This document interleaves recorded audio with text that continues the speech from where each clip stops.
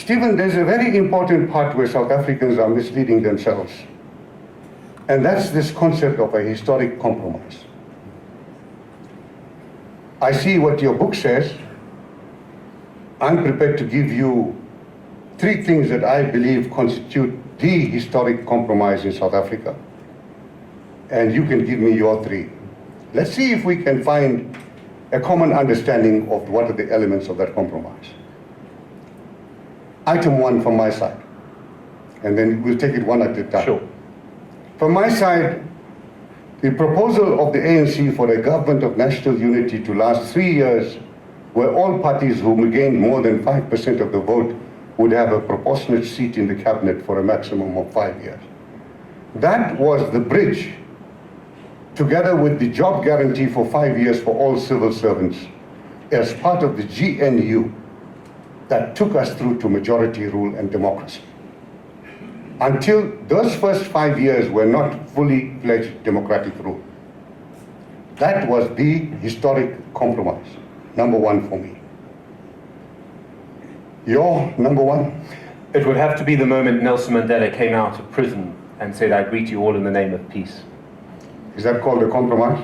It's called an unbelievable sign and symbol, an important symbol, to a group of people who are very scared, and people, when they're scared, lash out, that actually there was a chance that peace would happen.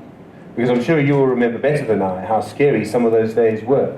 And yet, here we suddenly realized was someone whose heart could have come out. He could have come out of prison bitter. He'd had his whole life taken away from him, his family. And yet, suddenly, I think a lot of people realized for the first time that this person who no one had heard from for so many years, whose photograph no one had seen, was actually a man of peace. And then he followed that up with actions that proved that. And I think without that, I don't think anything else could have really come about. My second proposition of the historic compromise, the offer in the post-amble of the interim constitution that there shall be amnesty based on laws to be determined by Parliament for crimes committed during the apartheid era. Truth Commission. Which became the Truth Commission, but it is not stated as the Truth Commission in the post-amble. What it said is that there shall be amnesty for people who committed these atrocities. I think that was a historic compromise. And again, I think it is part of what is there with us today. And I will never forget that when Steve Biko's widow applied to court to have the finding of the Truth Commission and the amnesty granted to the killers of Steve Biko, applied for that to be rescinded and to have them prosecuted. Chief Justice Ismail Mohammed said, this was the most painful compromise that South Africa made. So that's the second compromise. Impossible to disagree. Your second one?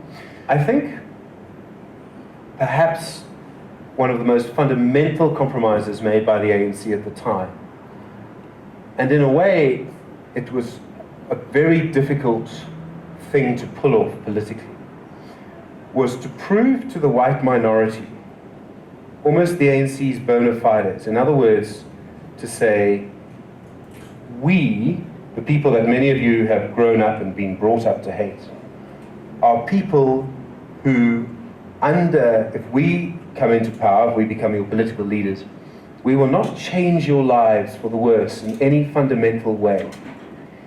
And I think there are probably a dozen books to be written about how that was done.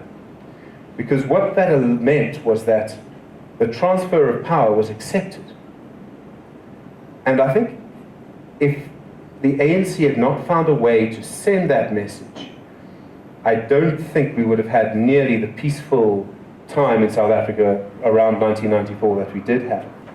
I'll put the third one from my side, that we agreed at the World Trade Center on 34 constitutional principles which would have to be adhered to in the writing of the final constitution by an elected body of South Africa. So that's my third one. That we put a constraint on the National Assembly the elected body of South Africans from what it could write into that constitution. And this was a great compromise, because one would like to believe with the French Revolution that the Constituent Assembly is supreme. Your third one. Because the point I'm going to make is that right now, so far of the two, let me warn you, is that in your book you don't refer to those two elements as the historic compromise, although you've said it is a historic compromise. Your compromise is the property clause. It's part of the compromise. It's not the only part of the compromise. But that's what your book says. Now, I'm not going to read more into your book than what you've written.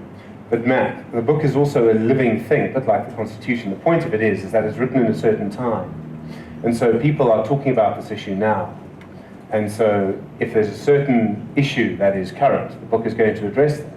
The book doesn't talk about the Constitution in 1997, a year after it was written. It doesn't talk about the Constitution 20 years from now. It talks about how we see the Constitution now. Eyewitness News, in touch, in tune, and independent. For the latest, log on to ewn.co.za or ewn.mobi.